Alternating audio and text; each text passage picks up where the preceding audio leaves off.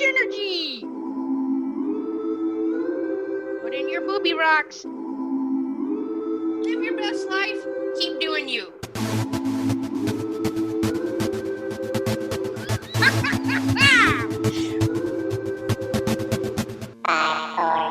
So much JENergy! JENergy! JENergy! JENergy! Let's stick together with some high kicks.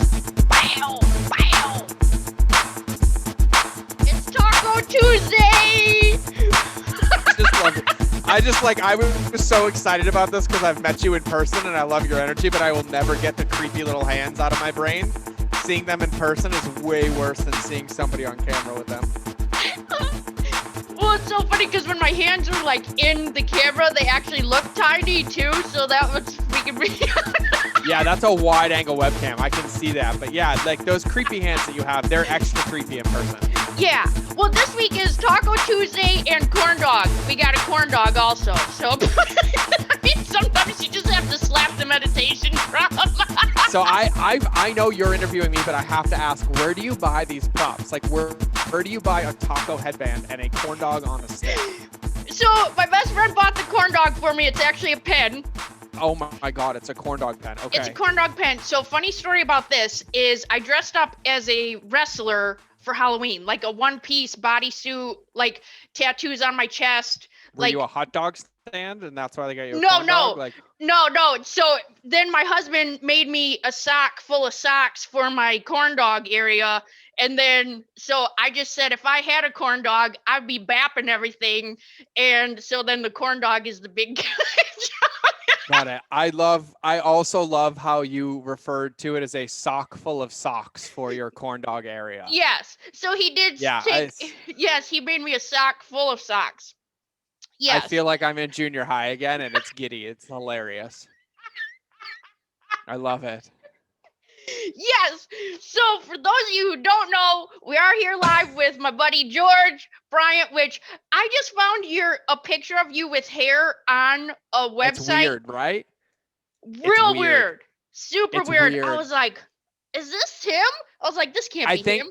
I think I've been bald since 2005 by choice. And then three times in 16 years, I've grown hair. 2 of them are mohawks, and the mohawks I can pull off. Right. For sure. But I hate getting the mohawk back because I have to go through all the awkward puberty hair stages of like short, but then it's not long enough to know it's a mohawk, and it's short enough that it looks like somebody botched my hair. Right. And then there's the phase of like looking like a chia pet pre that. And I don't like that. Like I just want to fast forward to mohawk. Yeah. But after I got out of the military, because I hadn't really had a haircut, I was like, I'm going to grow my hair out and see. And so I grew a beard that was down to like my chest, and I grew my hair out. And so I had this beard with a comb over, like a by choice comb over.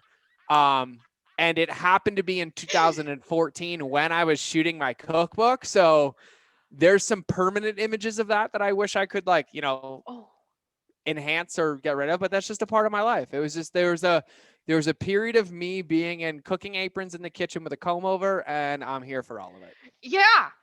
Did you just like make a paste to like keep that down, like a bread paste? I have amazing hair. Like my wife and most people get mad at me. They're like, why would you shave it? I'm like, I really don't like, I shaved my head for the first time when my dad went through chemo. Yeah. And I'd shaved it for deployment because it was a lot easier. But then after he went through chemo, I shaved it and I kept it for as long as he didn't have hair. And then I was like, oh, this is just kind of easier.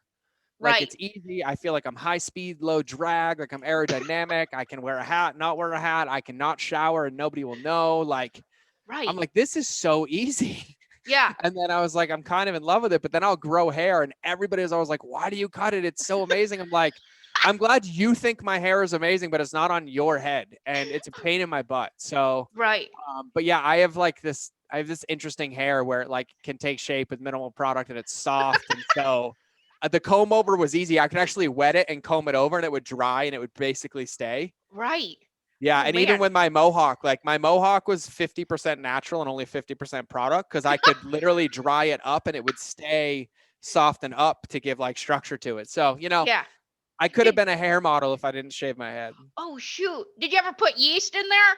Like no, to make it rise? No, I never did that. I feel like yeast would have been a benefit to help cleaning it after Afghanistan. Like, you know, Oh, that's the other thing too, is like, I got friends and I was like, we're going 2, 3, 4 weeks without showering. Like, at least I can baby wipe my head. But I'm like, you got like weeks worth of sweat and cake. And I'm like, that's nasty. yeah. Nope. No, you need like a grinder to get that off. You do. I'm like, Yeah. you're going to shave your head anyways. Might as well do it now. Right. Like, you're going to have to shave all that off. Oh, yeah. Yeah, it's No. yeah. So I don't know. But I do like. There's times I miss the mohawk because I like coloring it. Like I like having a pink mohawk and a blue mohawk. And Yeah. my wife So, says my mohawk makes me look softer though. She said people always think I'm gonna kill oh, them when I don't have one. I was like, am I the only guy you know that my mohawk makes me look softer? And I was like, I'm like a giant teddy bear. She's like, yeah, okay, babe. Like you and your tattoo. I'm like, seriously, like I help people for a living. And she's like, yeah, but you don't look normal. You look like a UFC fighter ready to rip somebody's face off. right. And Oh, I I've was like, seen it. oh, I've oh. seen it. I've been like so violating social distancing with you, so I know I've seen it. I've been in it. I've been in We it. weren't violating social distancing because I live in Montana and we don't have that here. Oh, okay. So there was no violation. I There got was it. no violation. But yeah, I think it's funny. What I think is funny is that people think that like I'm this mean like fighter dude. Like I literally like I cuddle puppies and cry like 10 times a day. And you've met me and I'm like, I care. Like let me help you. Like hug me. Like, and I Right. was like, okay, I guess that's what it is. Oh, and P.S. Jen says hi. So, Oh, yep. yep. I told her we were talking today. She's like, tell him I said hi. So, I will. Jen, She's still not healed enough to say hi to me on her own. She has to use a buffer. I'm a liaison. Oh, that's Yeah. hilarious. Yeah, good times. So let's talk about, even though you do look like, a badass, even though you're super soft, uh like I feel Oh. like if I had if my insides had a look, I feel like you would be the representation of what my inside looks like, right? Like just badass, like bald doing it, getting it done, and you wear pink shoes. I wear pink shoes and I have them on. I even have Yeah. literally like, here's what's funny is like I wear them. I literally even have pink shoe stickers that have my slogans on them because I literally only wear pink shoes.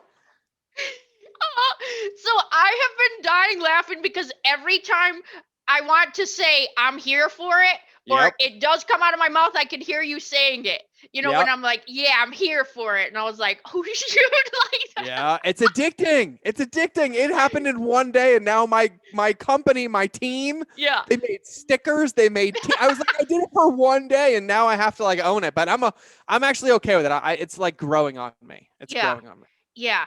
And then I did look up because I know that your trademark is relationships Relationships beats beat algorithms. algorithms, right? So Yep. do I have to pay now that I just said that, or how Yeah, does that I work? will send a bill for royalty. I think you might legally be passed because I'm on it though, so it's Oh, not like okay. you're infringing. It's more like reference. Okay, perfect. So Yeah. every time I'm going to reference it, I'll just send a message to you letting you know I'm saying it. No, but I do love that. I do Yeah. love it. Yeah. Yeah, Yeah. Yeah. that's such good times. Random question for you. Yeah. Would you rather be a hot dog or Vienna sausage? Oh. I feel like I'd rather be Vienna sausage because I'm more natural and I'm not made of scraps and other animal parts that are passed off as parts that they are not. So I'll go with the Vienna sausage because I feel like sausages have more of a quality connotation than hot dogs. Okay.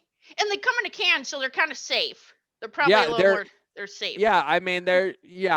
they're like I just had the visual of opening a can of Vienna sausages and I almost dry heaved in my mouth a little bit. And I can't believe I chose that. But then I also am like, well, I'm comparing to a hot dog. So I'd Right. rather be preserved in a little bit of liquid for a longer shelf life.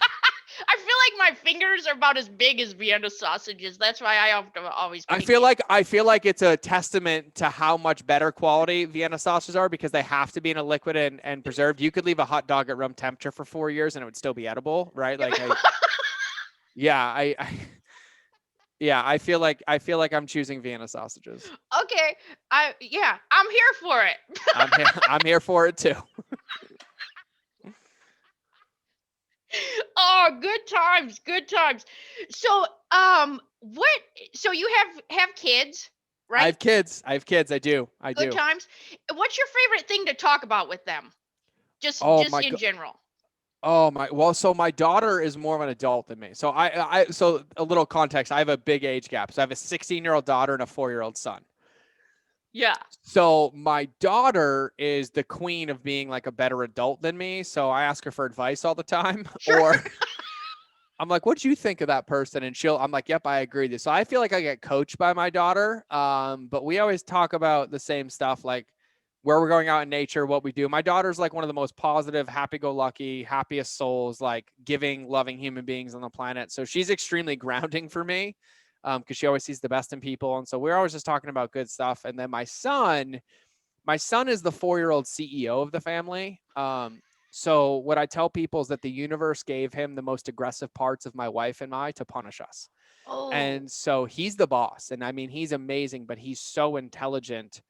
Like when, like in school, like he's 4, but they put him in the room with the 6 and 7-year-olds to play with them Oh yeah. because he gets bored and not stimulated with the young ones. And so then he comes home and they're like, your son was telling the 7-year-olds what to do. And then he got mad that they wouldn't listen. And so he started yelling at them. And I was like, okay. Um, but my son is really, really open. But I love the conversations I love having with my son is he loves talking to me about everything. He sees stuff and he's like, how's that work? And how's that work? And I always like, how do you think it works? And he'll answer me. And what I love about him is that he helps me unlock like the most creative, loving, unattached, unjudgmental part of my brain that as an adult, I've been trained to not trust. And with him, I'm reminded that that's their natural state of being. And I feel like most of my business success and best ideas have always come from bouncing them off my kids or listening to ideas my kids have had Sure. and kind of running with them. And so I just love talking to my son about how he sees the world. Like it's so simple and it's so beautiful and it's so moment to moment. Yeah. It's really refreshing. And full disclosure, as an entrepreneur, as a business owner, as somebody who's lived quite a few lives and is kind of here, it's also extremely challenging because it's an edge. Like that Yeah. level of presence is an edge. And Right. it's not something we celebrate as adults in society, or especially as entrepreneurs, right? It's like go, go, go, hustle, hustle, hustle. My son's like present, present, present, Yeah. present. And I've never, until I had children, I never understood the true definition of presence or the fact that it's a muscle that has to be trained Right. and it atrophies quick because pure presence is exhausting when you don't practice it. And that's what I love that he brings me is it's always moment to moment forgiveness, movement, momentum, love, the best of everything. And quite frankly, his unabashed authenticity Right. because he just tells you how he feels. And I feel like if all we did was mimic 4 or 5-year-olds, we'd live in a lot healthier culture. Right. And so I kind of use him as my coach as well. So that's kind of Yeah. what I like to talk to my kids about. I love that. Yeah. Yeah, I can remember our daughter when she was 3, we got a Mm-hmm. call from preschool that she was windmilling other children because she was I was like, what? Yeah. She just standing there windmilling other children. Yeah. I Okay. some of the stuff I get, I'm like, really? He did that? What? No, no way. And then I watch him with his friends because like we have like 5 couples that we hang out with here and they all have kids, but Branson's the youngest by 4 years. Uh-huh. Oh And yeah. he'll play with them and boss them around and they'll be like, hey, we're tired. Branson's got us tired out. And they're like, hey, Branson will come and say like, daddy, he did this. And I was like, oh yeah. And then I'll ask him, I'm like, what did he do? And then they'll tell me what he did. I'm like, he did that? What?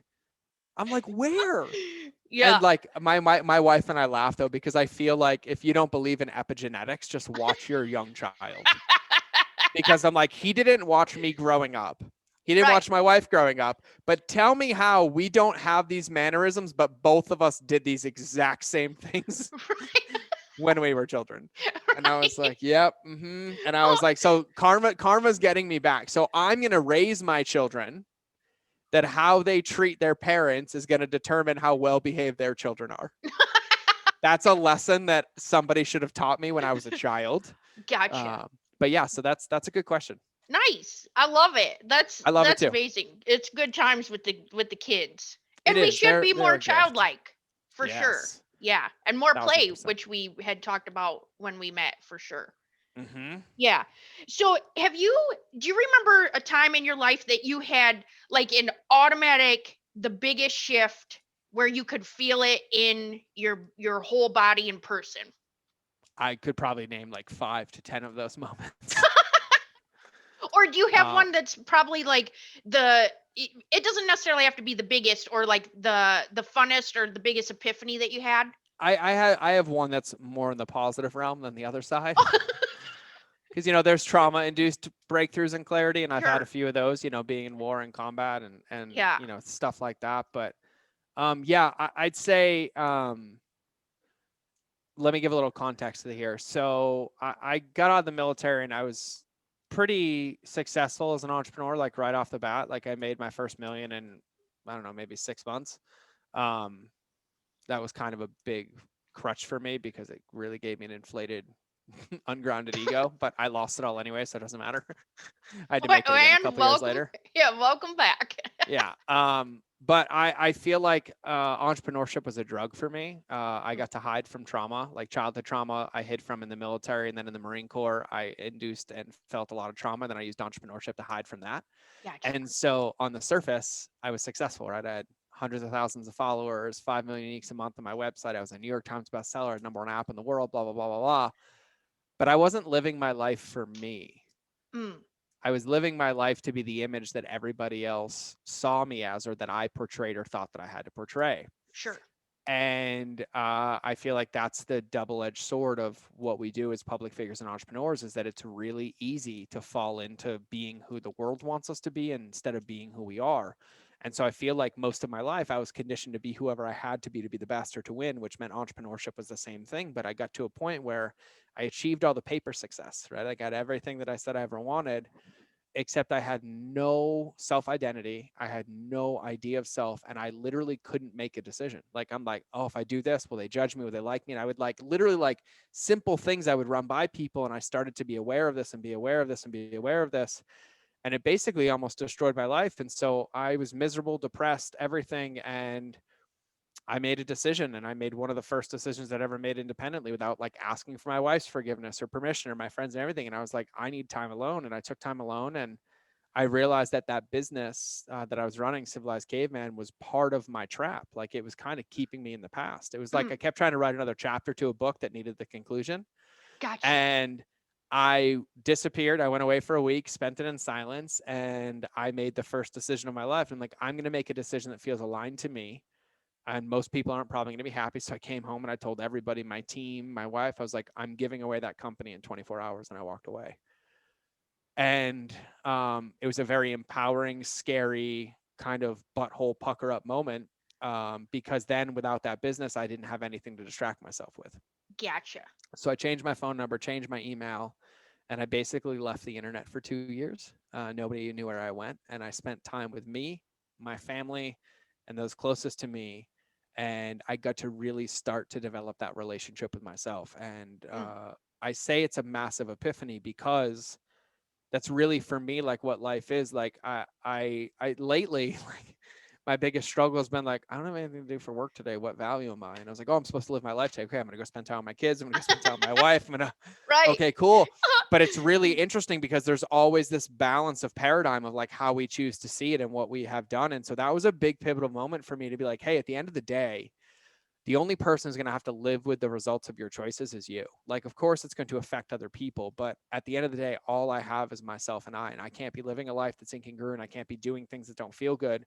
And every moment that I convince myself to, at the sacrifice of my integrity, it's actually having a negative impact on everybody else. They just don't realize it yet because I'm not being myself. And so it was a really big moment for me to learn how to trust my intuition, and also to have the courage and the willingness to step into a very uncertain, unpopular opinion or area and be like, I hear you. And regardless, this is my choice. And it was a big moment for me. It was a big moment for me. It's probably one of the biggest catalysts in my life and career success as a husband, as a father, and as a business owner to this day, because it changed the way that I looked at decisions.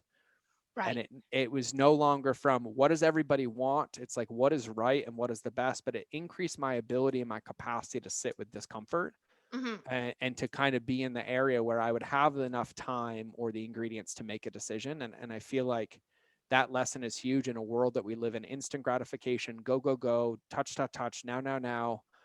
To be able to practice inserting that pause button and really be meticulous in how we respond has been a big moment for me. So that would be one of the big ones. That's amazing. So if you had considered that, or if that was if you were hiding behind that and that was considered like almost like your drug of choice, right? Did you actually have withdrawals? Oh yeah. Oh my God. I still do. I Gotcha. still do. Like I deleted social media in 2017, Uh-huh. 2017, Wow. and it took 3 years for me not to want to go look at somebody else's or put Instagram on my phone. And what I did is on my phone were the apps where I put Audible and a journaling app and a meditation app. And so I would catch myself. I mean, for months, I'd be sitting there and I'm like, why is the book playing? And I was like, oh my God, I went to open Instagram. Like, and Yeah. like, I mean, I was Wow. an influencer. I mean, I was on the platform every day. I had hundreds of thousands of followers, right? But it was Right. like, holy moly. And so yeah, the withdrawals were real. And I feel like I see them all the time. I still get them, like Right. still, because I basically was offline, and then my wife and I with my team collectively decided it was time for me to go back on social, Mm, and I didn't want to. gotcha. And they're like, yeah, but your message, like, it makes a difference. I'm like, cool, under these rules.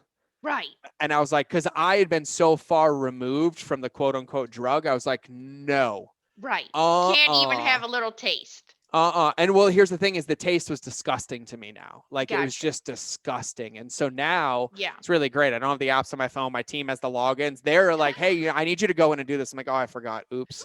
Right. Like I'm like, get me off the Yeah. platforms and get into real life. But Right. they're still there. And I think what's important is that they weren't withdrawals. They weren't withdrawals from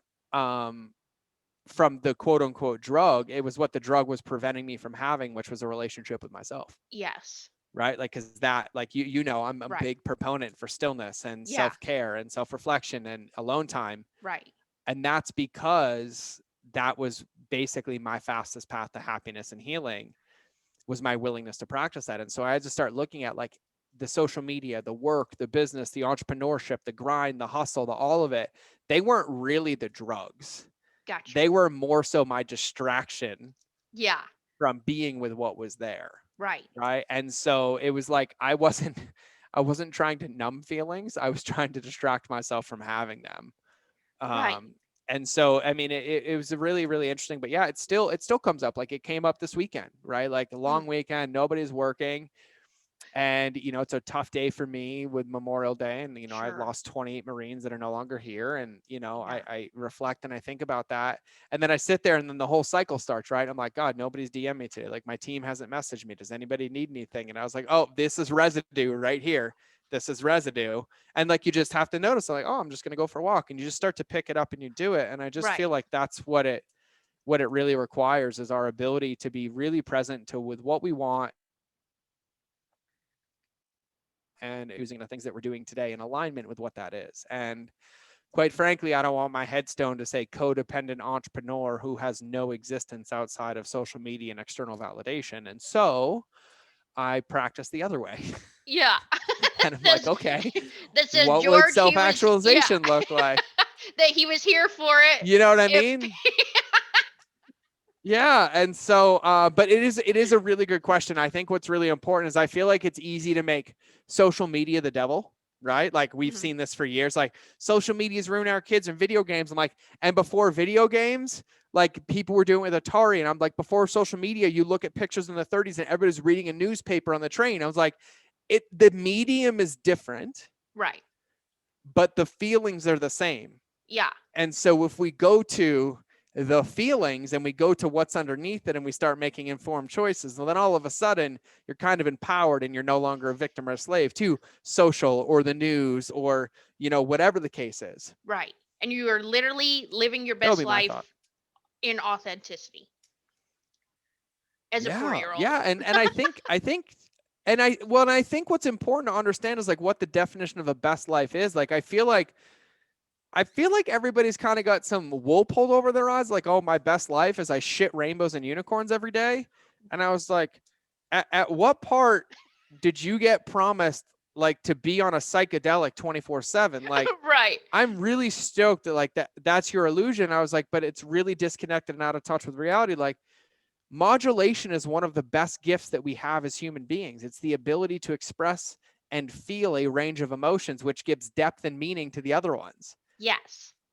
I And love I'm it. like, you do realize that black wouldn't have contrast if white didn't exist, and that light would have no meaning if dark didn't exist. And it's like the whole part of it. And I was like, so like, I think living your best life is like being fully expressed and having days where you're allowed to cry and you feel sad and then you take action anyways, then being exuberantly jovial and ready to go and like, you know, boom, boom, boom. And like, Right. I think that that's the beautiful part of it, is that I feel like a lot of the results that we live in now, especially entrepreneurs, is what the job gives us is the ability to numb, Yes.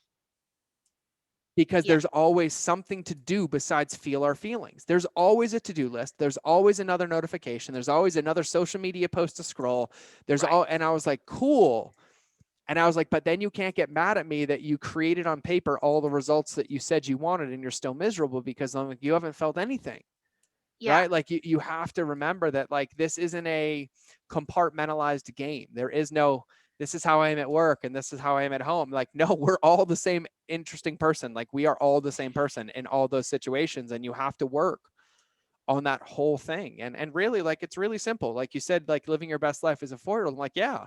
I'm like, because 4, 5 up until 7, they're still forming their paradigm and they see the world through their lens, and then we fuck it up Right. and we teach them how to see the world through socioeconomics and religion and school and paradigm and culture. And then they get to a point where they're an adult and they're like, I'm unhappy. So then they spend the rest of their life unlearning what we taught them to go back to being a 4-year-old. Yeah. Yeah. That's the evolution of life. Yeah. That's it. And Exactly. I'm just lucky that I hit that point before my midlife crisis, and I wanted Right. to start being a child again at like 34. Right. And so now I have years of practice, and I was like, nope, unattachment, jovial, have fun, be in the moment. And I'm like, yeah, I learn a lot from my kids. Yeah, exactly. And I think too, with people not even being in the sense of numb, they tack it up to being like procrastination, right? But really it's, Totally. yeah, so they think, "Oh, I'm just procrastinating," but really it's just you're distracted on purpose. Yeah. Yeah. Yeah. And sometimes it's addicted to the comfort, because here's the thing. Yeah. It's a lot easier to live and work out of insecurity than it is out of abundance, right? Right. Because when it's like, I'm not good enough, I'll never make it, I'm like, I'll show you, boom, boom, boom, boom, boom. Oh, that wasn't enough. But like, it's an addiction to going. But when you eliminate all of that and you're like, I have to choose to create, and there's no unlimited fuel tank. Oh, I actually have to choose. Oh, it doesn't matter how I feel. Oh, it's this different level of self-starting, right? Right. Like, it's like you're living out alone in nature. Nobody's coming to feed you. Nobody's giving you water. You have to do it yourself. And so procrastination doesn't exist, Right. right? Because procrastination is choosing death, is basically what it is. Yeah. And so I'm like, you got to remember that, like, I think having a healthy awareness with what drives us and what fuels us. And I don't think many entrepreneurs in general, or people that have a voice or are change makers, wake up and like, oh, my life was rainbows and unicorns and I was meditating every day. It's like, no, I've experienced some shit, Right. and I'm committed to getting through it, using it as a lesson and helping people not experience it. And so, but a lot of that has to realize that you can't create out of reaction. It only goes so far. Yeah. Then it has to be proactive, right? Because Right. your reaction will only get you back to kind of what caused the trauma. But to create Right. something new, you're like, oh, I'm like, oh, I have to make a choice today. Oh, I have to choose what that's going to be. Oh, it's my job to make the vision. Oh, I have to take the actions. Oh, I have to Right. take the steps. And so I think it's just having a really healthy self-awareness of like where we are, because I feel like also it's easy to wear this label of procrastination, Sure. but it's so ambiguous. It gives you a permission slip to stay stuck in it, Yeah. I was going because it's to like, say it's oh, I'm acceptable. procrastinating. I'm like, okay, Yeah. okay, cool. What are you not doing? And they're like, well, I don't know. I'm like, then you're not procrastinating. Right. Oops. And they're Yeah. like, shit. I'm like, so what are you feeling? And they're like, well, numb. So I'm not really feeling. I'm like, numb is a feeling. They're like, oh, shit. And I was like, is there something you'd rather be doing in this moment? And you're like, no, I'm actually happy. I'm like, then you're not procrastinating. You're not numbing. You're choosing to play on your phone. And they're like, uh-huh. I'm like, so why are you making that wrong? Right. And then they look at you like, oh. Oh. And I was like, okay. And I was like, and they're like, well, not sure. I'm like, well, what should you be doing? And they're like, well, nothing. I'm like, well, you shouldn't be doing anything. What would you like to do in this moment? And they're like, I'd like to do something different. I'm like, what? And they're like, I'll go work out. I'm like, go. Right. Choose Like, something different. For something and I to and I change, it just I has to be a think it's different choice. easy. I think it's easy to give it the label of like, oh, I'm procrastinating, or I'm distracted, or I'm inefficient. I'm like, or you just lack clarity. Right. Because the truth is none of us can be on 24/7, 365. Like every day in my day, I have a part of my day where I watch YouTube videos. I have a part of my day where I play games on my iPhone. I have a part of my day where I unplug the thinking to Yeah. fill my tank, just like I read and I go for a walk and I do breath work. Like they're all a part of it. I could label all of those as procrastination. But none of you would tell me that if I had a flat tire and I stopped to change the tire that I was procrastinating getting to my destination, you could challenge me that I was actually efficiently choosing to get to my destination without causing collateral damage. Right. It's no different. Yeah. It's no different. It's the awareness of like, hey, my check engine light's on, or I'm boom, or I'm boom, I'm boom. And if you're like, yeah, I've just been on social media for 6 hours, I feel like shit and it's making me worse. I'm like, cool. So you have two choices. Don't tell me you're procrastinating. Tell me, hey, George, I'm just choosing to feel like poop. Awesome. Because the moment you say it, you won't choose it anymore. But it's the ambiguity of saying I'm procrastinating Right. that is almost like a permission slip to stay stuck. Yeah. Yeah, Yeah. So speaking of it's a good choices, one. that's so good. Oh my gosh. Like you're gonna need to hydrate after that. I need to hydrate anyways. I need more water in my life. So speaking of choices, do you choose to laugh each day? Well, I actually do, and I'm like, you help, but like I really, really do. I'm glad that you do this as well, but I think, yeah, there's a good period of my life where I wouldn't. Um, Okay. and I would have the feeling and I would make the feeling wrong because I had this Mm, paradigm that like joy shouldn't be experienced, right? Or like I've caused too much pain to experience joy, or I've made too many mistakes to experience joy. And now I realize that joy is a choice. right. Happiness is a choice, like laughter. And like, yeah, I think it's really, really important to be intentional about, feeling and celebrating and finding it. And what I love about how you call this and what you say is I think a lot of times if we look back, because I don't know, I've been really like deep reflecting today, but I think is a lot of times when we look back, I'd say 90% of my days where I have breath work scheduled or the gym scheduled or eating healthy scheduled, I don't want to do it. Like my feeling in the moment isn't like, oh, I'm so excited to go sweat and have my heart rate be at 170 and feel like I can't breathe. No. And so like the first couple minutes of it is like drudgy and sludgy, but then because I put it in my calendar, I'm like, no, I'm going to do it because that's my commitment. And then I'm always so grateful when I'm done. Right.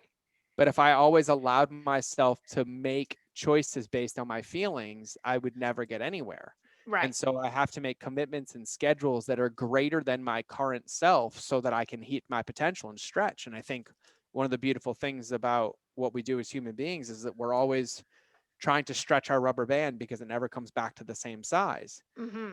And I think a lot of us, it's really easy for us to go stretch the downside, right? Like I'm I'm perfectly fine when you tell me that it's been a bad day to make the whole thing about me and cry for 6 hours and boo-hoo and be a martyr. Give me 3 bottles of wine. It's so hard. And I'm like, and on the inside, I'm like, you could really just go do something different. I'm like, no, no, victimy me. I have no problem stretching that side, right? But then on Right. the inverse, I didn't used to schedule in stretching or experiencing joy, Yeah. like pure unadulterated laughter or boom, boom, boom. And I think the same thing with breath work. Like when I do breath work, sometimes there's days I start and I'm like, yeah. And there's days I start, and I'm like, I do not want to be here. Right.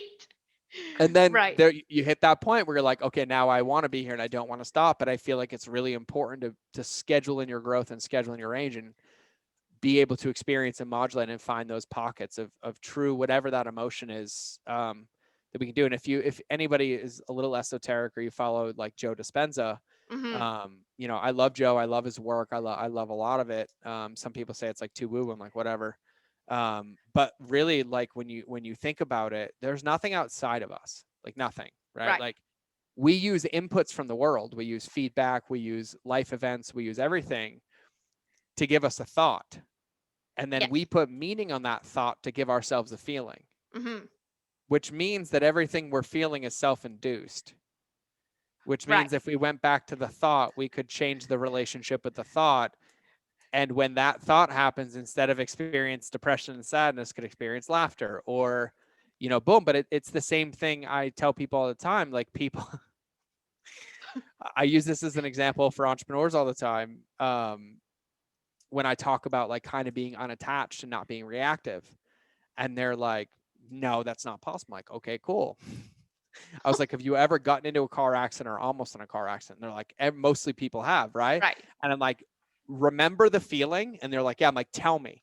And they're like, God, it was like a pit in my stomach that was never ending. Like it was like they can explicitly describe it, right? Yeah. And they're like, and like I just there was nothing I do. I was petrified. It was boom, boom, boom, boom, boom, boom, boom. I'm like, you couldn't do anything. Couldn't. They're like, no. I'm like, okay, cool. I'm like, you ever been on a roller coaster? And they're like, yeah. I'm like, describe the feeling. And at that point they look me dead in the eye and they're like giving me middle fingers with their eyeballs. And I was like, what's the feeling? And they start describing the identical feeling. Right. And I was like, and what's the thought? And you're like, oh, it's so fun. Right. Right. I was like, your paradigm and your thoughts determine the meaning of the feeling, but the feeling is the same. Yeah. And so if you practice it, and I'm not saying like you should be excited about a car accident, but the inverse is like, if you're feeling that feeling, you didn't die. Right. So you probably could laugh and celebrate, like that was a fun roller coaster, glad I'm out. But instead, a lot of times we take it as a wound and residue, and we're like, I almost died. I'm never gonna drive differently. Like, you know what I mean? Like Right. it really comes down to the story and the narrative that we create in our brain. And so the reason I'm saying this is I think we live in a world, we live in a society like screw entrepreneurship that doesn't reward expression, that doesn't reward feeling. It almost is like be even keeled, be a robot, don't express, don't feel, you know what I mean? Like go, go, go, go, go. Right. And so I think everybody should have a day, a part of their day and a part of their daily practice to really expand their range as a human, Yeah. to expand what you feel like. If you want to feel more, you actually have to work the muscle out. If you want to laugh more, you have to laugh. If you want to be present, you have to be present. Just like if you want to run faster, you have to train. Yeah. So I I think love it's really, really important. Yeah, I love that you're saying that too, because I've had people, just in even being speaking on stage. So when people say, "Oh, do you want to throw up when you get up there?"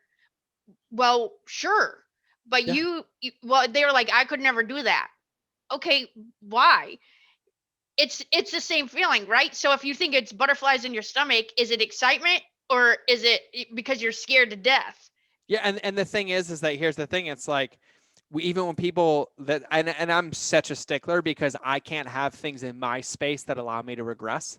Yeah. So even with my team, even with my best friends, like we correct each other all Yeah. day. And I love that though, because it's like, I've said like, I could never, and they'll respond could never or choosing not to. And I'm like, oh, Ooh. oh, Ooh. got it. Yep. Cool. And here's what's so funny though, because the moment you even say it to I could never to I'm choosing not to, it goes from victim to responsible. Right. And then you're empowered to choose, but the feeling typically goes away. Yeah, yeah. It's Ooh. it's this ownership over and over. And like I don't care. Pick your path to personal development, to growth, to self-awareness. If you're not growing as a human, you're dying. Right. End, right? Because you're either progressing or regressing, and none of us really want to regress. But there's this like negative connotation with the word personal development, and I really don't like the word. I kind of like personal growth and exploration, relationship with yourself. Right. But if you really think about it, every time you choose to just say, "Oh, I'm choosing not to," you're empowering yourself to make a decision to be different or to choose. It's really every moment you're like, "I could never," or you're stagnant, or it's happening that we're regressing. You're basically dying. Like that's Right. basically what you're doing. And it's so simple to me, but every time somebody reframes it, whether it's my wife or my team, because I have just the same moments everybody else is. I'm like, this will never work. Like, I shouldn't speak. No one's going to listen to what I say. Yeah. Half the stuff I've said in the last 43 minutes is bullshit, and everybody thinks I'm full of hot air. Blah, blah, blah, blah. Like, I have all of the same narrative. And then, like, someone will be like, okay, didn't you choose to do it? I'm like, oh, I did. And they're like, okay, so if you got feedback that you didn't like, couldn't you choose to do it different? I'm like, I could. Yeah. And I was like, oh, uh-huh, got it. Shut up. Cool. Have a good day. I love you. I'm going to get a coffee. This is why we're friends. And I really do. And the question I ask Jen is all the time, what are we trying to avoid by always having a narrative? Mm, Because absent the narrative, what is there? Just the relationship with yourself, yeah. which most of us don't know how to do, Ooh. myself included. And Yeah. so if I'm sitting here and I have a feeling, instead of me just experiencing the feeling, what do I typically do? Oh, it's probably because I didn't do this or I should have done this. I was like, but it was a feeling, not a thought. Right. Ooh. Uh, yeah. Oh, got it. Yeah, because they're totally different, right? And I think Right. I'm blessed to have friends, but like that study the brain are the best in the world. But like over 80% of our memory is made up. It's not accurate. It's used as our brain to create survival mechanisms and triggers to lapse together memory, but only about 20% of it is made up. The rest of it's just an illusion. Like it's just Right. literally like a non-fictional or a fictional movie, whatever that is, like a Yeah. fake movie Right. that's used to create a narrative and an experience to trigger your reptilian brain Yeah. to survive. Yeah. And so none of it's really empowering, but I have been, I reflect on that in my meditation this morning because it was one of those mornings where like I was not in a good place. Like I got all Right. my stuff done, but I was like, something is off today. Yeah. I'm like, I'm emotional. I feel like a failure. Like my wife's leaving me. Like I'm failing as a parent. Like I have this narrative. I'm like, I text my wife. I'm like, I'm so incredibly sorry. I didn't have the kids ready in time. Like I'll do better. Like I this whole thing. And she's like, we were great. And I was like, huh? Huh? You're Like like, two hours I've been having a panic attack because I made up this fake narrative. And I know my wife. If anything's ever wrong, my wife will just blatantly directly tell me. right. There's never any like low way. Yeah. And so even instead of texting my wife, be like, hey, babe, are you okay? Nope. I stayed with the narrative. I'm a failure as a husband. I need to get up earlier. I didn't do both. Like, and then I like really, and she's like, oh, it was great, babe. We had an awesome morning. And I was like, I'll be better. She's like, better at what? You had his lunch ready. I was like, oh, and I was like, I'm just going to go to the gym. Oh my gosh. And I went to the Yeah. gym and I was like, okay, I'm working out in silence. Today's one of my silent days. What is this? Like, Yeah. what is this? And it was literally like I was just afraid to be present. Like I was like the present scared me. Yeah. Like it couldn't be this easy. Like I couldn't be this happy today. My son couldn't have woken up that happy. And I was like, oh, but he did. And we did. And Right. that's okay. Yeah. And what I've found for me personally is that even though I've done a lot of healing, right? Like I'm aware of all of my traumas, I've processed a lot of them. The residue that remains is a lot of the paradigm or thought that I have to deconstruct daily that I couldn't have this high, or that the guillotine's about to drop, or the other shoe is about to drop, which is still a trauma response. Yeah. I just find that I'm proactively making it when there's no evidence anymore. Yeah. And it's like that wound is holding on just like it refuses to let go. There's like one fingernail left on the cliff. Yeah. And on the other side Oh, of it's like pure joy. right. You're like, But no. it only comes up occasionally, and like things have been so good. Yeah. And here's what let me be an integral what I said. I've been feeling so good, but on paper, things would look just as stressed as they were, where I was like, I'm so depressed and I'm not worth it anymore 5 years ago. But my Gotcha. capacity has increased, my skill set, my ability to do what I do. Yeah. And so instead, it's almost like this doubt of self-confidence, like, hey, can I really do this? Am I supposed to be here? Is this the burden of leadership that I haven't wanted to accept? Like, does this mean that like I can't be a victim anymore and I have to make my own? Like, there's so much wrapped inside of it. And so to fully close that loop, because you asked me a question I went on a tangent on, I think it's very important to practice every day expressing different levels of emotions and never allowing them to be pushed down. And I think I said this to you guys in person when I met you. One of the wisest pieces of advice I ever got was if it's coming up, it's coming out. Don't push it back down. Right.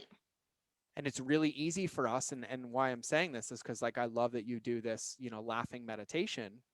And a lot of people are like, oh, it's so silly. I'm like, yeah, but think about all the times that you feel sad and you stuff it back down, or you feel happy and you push it away and you never express. It actually prevents you from expressing and feeling all the parts of yourself that you want to feel. Right. And so I think it's important to have scheduled time in and off gassing. And if we look at our bodies as biological, right, like let's eliminate the consciousness, right, where we made ourselves the top of the food chain, because by the way, we didn't used to be. Right. Because if I throw a naked baby in the middle of the Serengeti, it's not going to last long. Like, we Yeah. are not the top of the food chain. We created tools and structure and Yeah. social hierarchies to win, but it also kind of changed the way in which we relate and we do things. But we're one of the only mammals that doesn't have like a natural trauma response. Like, if you ever watch, and only you can watch this because it's a good thing. I would never say go watch a video of a lion eating a gazelle, because you might not like that. But if Right. you go watch a gazelle get attacked and get away, you'll notice the first thing they do once they're out of harm's way is they actually have a trauma shake. And what they literally do is they physically release the trauma out of their body. And in that moment, that 3 to 5 seconds, it's gone. And that thing never happened. Right. They're right back to eating, procreating, doing their things. Yeah. And we as human beings don't have a natural release mechanism or valve. Even our lymphatic system doesn't release itself, which is why you have to do lymphatic massage or rebounding if you have lymphatic beta. Our stress response, like, we don't have an off gas valve, which is why we are huge proponents for breath and movement and things that get it out. And I think what you do is what you're finding is a different tool to allow ourselves to off gas or to express whatever it is that has to be expressed, Hmm. to then be and reset our check engine light to be actually present. Right. And so, do I think it's important? I think that's the 10-minute version of telling you how effing important it is, as I just talked too much. Oh, I love it. I I love feel it like because somebody stuck like too many quarters in me this morning. no, that's okay because I feel like I told you I feel like you are my inside voice on the outside, so that's exactly it because I appreciate the vulnerability that you bring, especially as a man, that you're bringing that to the forefront of it's okay, right? Like if you feel you need to cry, you have to get that out. Because if Totally. not, it's so it wreaks havoc on your body, your mental capacity. I mean, it's and I will say I had a conversation with a friend last night that we were talking about how I don't get sick, right? Mm-hmm. Because just Of course not. staying in that joyful state, which I would say is about 98% of the time, but the other time I do have the am I good enough? Am I making sense? Am I worth this? Am I worthy of this? And I can manifest and make things happen all the time. Totally. And yeah, and so just being in that awareness of feeling sick and tired, and I can't imagine living down in there, and I say Mhm. down not as No, I'm you're just no. saying I as a gotta. vibration. Don't justify. Yeah. Don't you dare. Don't you dare try to write yourself a fucking permission slip out of what you just No, said. No. You look at you turning your volume down. No, I am not here for that, Jen. No. no, I'm just saying because I just called people out like and Yeah, it's call them out. If you don't express your feelings, you're gonna feel like shit, and you deserve to feel like shit. You're welcome. yes. Yeah. Yes. And like, here's the thing, it's so simple. Like, and I want to give validation of what you're saying though, because if any of us have ever gotten food poisoning, right, or been Right. nauseous or drank too much, when the moment you get the feeling Yeah. that you're like, I'm about to puke, there typically is also a moment of relief. It's like, oh my God, as soon as I get this out, I'm gonna I'm gonna, feel better. yes. But what most people do with their emotions, they're like, nope, I like the feeling. And none of us would push puke back down. Oh. None of us. If you're about to shit your pants Right. and you're 2 feet away from the toilet, would you willingly not sit on the toilet and poop your pants? No, you'd let it out. Sit Right. down and go. Yeah. And I was like, we have to do that everywhere. And I use that as a humor and as a joke, but it's Yeah. so true. Our conscious brains have complicated the process because we overcomplicate how simple it is. You feel Yeah. sad, be sad. You feel happy, be happy. Express them both and then move on in the next moment. Right. And I'm not saying this from my soapbox of like, I have it figured out. I told you, I literally put myself through suffrage for 4 hours this morning for no fucking reason. Right. And it wasn't until I smashed a weight in silence, I was like, oh my God, I did it again. God, this thing's getting tricky. Okay, cool. Like, I'm just going to be happy now. Right? Choose something different. And I think it really, really is important. And I'm glad that you brought up what you said too, because I think with your personality and how you lead people, I think it's an absolute beautiful gift. But I also think it's really important that you let people know as well that, like, sometimes it's not all laughs and rainbows. Sometimes I'm sad and I modulate and I express to be here in my default state. But I will say, meeting you in person and being around you, your energy is really this. Like, it's really just pure, authentic, there, happy. Like, there's no undertow, there's no anything.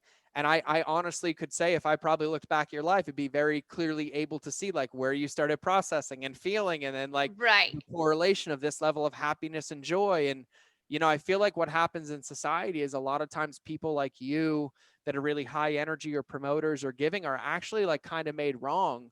And people try to turn your volume down because your level of happiness and presence shines a light on everybody else's discomfort. And so they want to bring you down to their level instead of being called up to theirs. And so Right. I think it's really important that you acknowledge what you did acknowledge, because there are Yeah. times where I've seen people, and myself included, like, I never hid behind humor. I hid behind sarcasm and always having the answer. There's other people I know that like hide behind humor. I'm like, hey, listen, like, I know that wasn't funny. That didn't make you laugh. And they're like, what do you mean? I'm like, oh, okay. I just figured somebody had to ask you the right question, right? But I love that you said that, because I feel like there does come a point, like, depending on what you study doctrine wise. I mean, I read everything from Right. stoicism to consciousness to fifth dimensions to quantum mechanics and many worlds theories, all the way down to Buddhism and, you know, all of it. And I'm like, Yeah. but really, when you look at it, what you end up getting is that all of us, whether it's religion, whether it's spirituality, whether it's consciousness, what we basically are thriving towards is a state of awareness unattached to the outcome or emotion, which would basically be defined as present happiness and joy, because we're not our emotions. Yes. And I feel like you're a walking example of like living in my truth and fully expressing myself. I can choose joy. I can choose gratitude. I can choose manifestation. I can hang an envelope above my door that's going to get money magically dropped in by the tooth fairy. And I can have an ombre logo on my wall, just like my hair. But those are all choices Right. that you can make because you've been expressing it so long. And just like, if you haven't run before and you go like, I'm going to go train with a marathoner, you're going to get smoke checked. Yeah. The only difference between the two of you is they've practiced it every day. Right. And so the difference between you and someone's like, I could never feel that happy. I'm like, you could, just like I can. Right. But it's going to require a daily commitment to practice, to make that muscle stronger, to have a healthy relationship with that emotion, and to make it as pivotal as it could be. Right. Okay, I'll shut up now. Sorry. No, I love it. I just feel bad because I was like, oh, I'll keep it short. And then. Oh, I don't care. I don't have a hard stop. You're my last interview of the day. So. All my interviews are short because I'm 5'1". Oh. Oh, there we go. That's punny. Punny. I love it. Or as I call fairy funny. I don't get that one. Oh, because I mentioned I was like being a fairy, just fluttering around in life. Oh, Yeah, I get it now. I get it now. Okay, Yeah. I got it. It's okay. Welcome back. Welcome back. So what we're gonna do is so we're actually gonna do a laughing meditation with our buddy George here. And is this your first time doing this? I think no, I've done this in like men's work and practices. Okay. Like embodiment practices. Okay, awesome. Well, I am gonna move my mic further away from my mouth. Okay. It's okay because most of the time mine cuts everybody out anyway. So yours does, by the way. That's interesting. I've noticed when you get excessively high, the audio dips out. And it's my energy. I can always tell like when my energy just starts like it'll cut the audio out because I edit our podcast and I can always tell like, oops, I was vibrating way too high for the mic at that time. Got it. Okay, so it wasn't me. That happens. Okay. Yeah, that does happen. No, it is my mic. So what we're gonna do is for 2 minutes. So we're literally just laughing for 2 minutes. So we're gonna take a nice deep breath in through our nose and we're gonna push it out. So we're gonna pull it up from the ground, which we need you can. I'm already purging. So I love to pull energy up from the ground. So when you take a deep breath and then we just push it up into the sky so that we can just connect. Because some people get lightheaded when they do a meditation. The whole point is literally to just focus on laughing and being present. You don't have to, it doesn't allow you to think of, your bills or am I worthy or what do I have to do in 5 minutes or anything like that. So we'll do that twice, and then I'll set a timer for 2 minutes, and then we just laugh for 2 minutes and probably burn about, I don't know, 8 calories. Yeah. I think you might get a little more than 8 though. Like 2 minutes are good. Yeah, I think 8, maybe 8 or 9. I'm here Yeah. for this. And also, just to share, if you feel you can't laugh for real, you can fake laugh and your body won't know the difference. So I don't know how to fake laugh, but I would imagine it would be like, ha ha ha ha. Which is just funny in itself, right? Like, how can you not laugh after that? I know. Okay, so we're going to take a deep breath in through our nose and pull it up from the ground. And push it up. Okay, and one more time. And push it up. Okay, now set a timer and it's laugh full blast for 2 minutes, okay?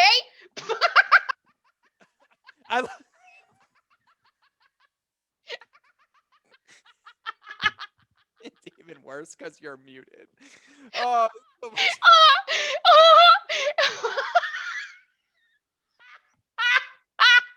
This is so much easier than I thought it would be.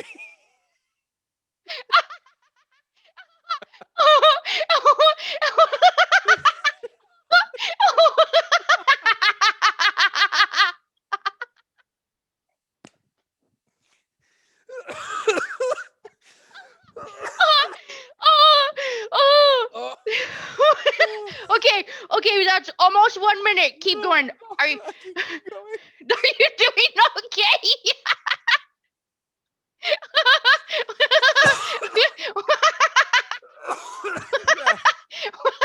Great. Oh my God, your laugh is like a drug to make other people laugh. I love it.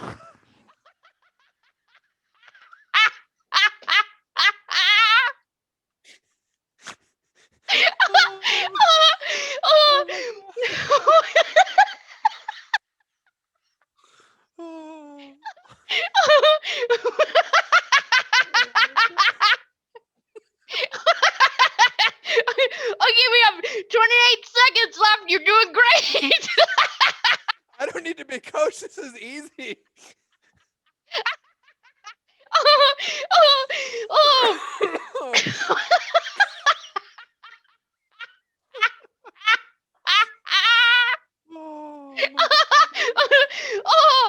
Okay. Oh man. Woo! That was 2 I'm drenched in sweat. minutes. How? By the way, if you do that with anybody, it's so funny because your audio cuts out so many times. You're silent laughing, which is fucking hilarious. And then your facial expressions, then the noise comes back in, and it's like, it's literally like it's humorous on this side. That was so easy. It's probably better than blowing out your hearing holes. It does. My abdomen hurts. Like that was good. That was good medicine. Whew. Yeah. I'm See? here for that. That was good. Oh my gosh. Oh man. Yeah. I'm pretty sure we're still live. I didn't know if Facebook had cut us out or not. Jen is on there. I saw Jen on there 46 minutes ago. She's gonna punch me later. Oh my gosh. Oh, good time. Like my booby rocks are sweating. I got rocks in my bra. They're all like, look at you. You talk about woo woo. Jen, I am okay. I'm still here. I see you. I see you, Jen. It's okay. Here for it. You can only avoid me for so long. Oh man. That was great. That was great. That was happy. That's the best way to end my day of interviews. Yeah, see? Oh man. Yeah. Well, thanks for doing laughing meditation with me. I'm super excited that we could implement both of those, and I love it. oh my gosh. I'll I just love it. randomly start sending you voicemails of me laughing for you to hit play. You just like laugh bomb people. Like there's got to be a business in that. I'll think Yeah. about it. Yeah, think about it. Yeah.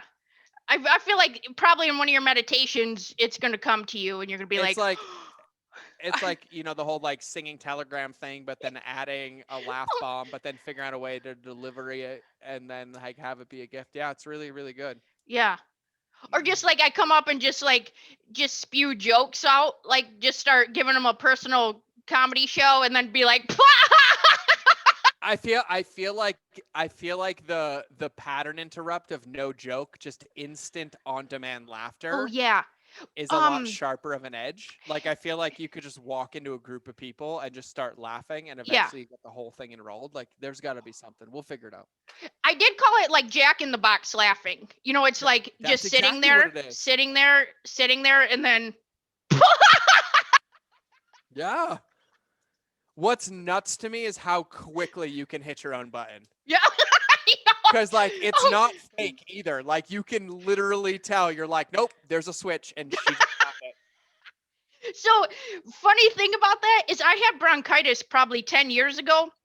That part is not funny, but it changed my laugh. So when I start laughing, I'm actually laughing at my laugh because that's not my real laugh. That's not my original laugh. What is your real laugh? Well, that's my real laugh now, but it's changed after I had bronchitis. So when I start wheezing in my laugh, it's a vicious cycle because I can't stop laughing at me wheezing at my laugh, and I'm laughing. I started wheezing just from laughing, and then I had a cough, and then my abs hurt, and then that was funny, and then that was good. That was good. I'm glad that you do that. I appreciate that. Yeah, no, I appreciate that. I was like, oh man, it's Taco Tuesday, right? I feel like we're gonna do that at a live event. I'm gonna bring you up, and I'm like, all right, we have 30-minute practice. And they're like, what? I'm like, laughing. So I did that at a 45-minute class, and I was literally the only one that could laugh the entire time. Like, it should bring your own diaper. That's how that class should be. Yeah. Yeah, that's legit. I mean, that's the range. I'm glad you did it. That's good. Yeah. That's good. That was the best way to end. So that was good. Awesome. Well, thanks so much for your time, Toots. Where can people find you? Let's tell people where they can find you. If you haven't found my level of crazy and you want more of it, the best place is my podcast. Yeah. I talk more than I laugh, but I do laugh occasionally. But it's called The Mind of George, though. It's at mindofgeorge.com. That's the best place. I give away 99.999% of everything I do for free to help humans and entrepreneurs be the best versions of themselves and turn that light a little bit brighter in the world. Yeah. I love it. Ethically. It's kind of hard to turn a light up unethically, so yeah, I say it depends on the context of the saying. Yeah, it's kind of hard to get brighter though when you're trying to Yeah, I hear you. Yeah, it's good. It's good. Okay, Mind of George. Well, thanks so much, Toots. It's so great to see you again. And enjoy your corn dog and tacos. Yeah. And make sure you eat. I will. I still have my half-eaten bowl of food from 3 hours ago. My interview started, so I'll just start reading now, and then I'll talk to you guys soon. All right, Toots. We'll see you.